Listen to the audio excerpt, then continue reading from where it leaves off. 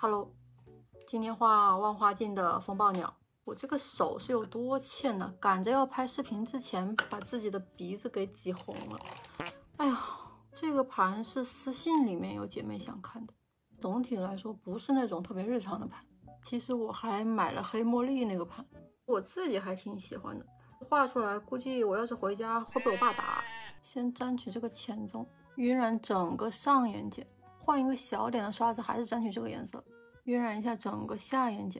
如果你是想画淡妆的话，接下来你就继续用小刷子沾取这个紫色或者是这个深棕，两个色都可以。晕染一下下至的位置，找一个别的盘里的那种无底色亮片，点在眼中就 OK 了。因为它这个自带的亮片里面是有一点点黑色的底色，泛这种紫调。如果是画这种比较淡的画法，直接往上面压的话，不是很搭。但是这个盘如果画浓一点，4个色全用上，加上这个亮片，没有这个问题。那我就继续了，再沾取这个颜色，晕染上眼睑的前半段，先涂双眼皮褶皱内的位置，这一段要比较深，余粉可以往上面稍微晕一点点。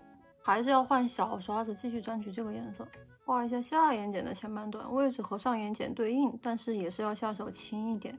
沾取这个偏紫的颜色，看一下上眼睑的眼尾部分，余粉可以这样反向往上面涂一点点，画一下下眼睑的眼尾，继续沾取这个颜色，我都是这样点一下。其实主要就是宁浅勿深，用手沾取这个亮片，点涂在眼中往前面拍开。这一盘的亮片色它并不是那种紫色的爆闪哦，它是那种偏珠光的闪，但是它又比一般的珠光色要亮一些。我在想下眼睑这里要不要也涂一点，算了，等我把睫毛、眼线、卧蚕全部画完再看一看要不要加吧。睫毛、眼线、卧蚕画完以后就是这个样子了。我眼下就不加亮片了，但是可以沾取一点点这个颜色，眼角这里加一点点。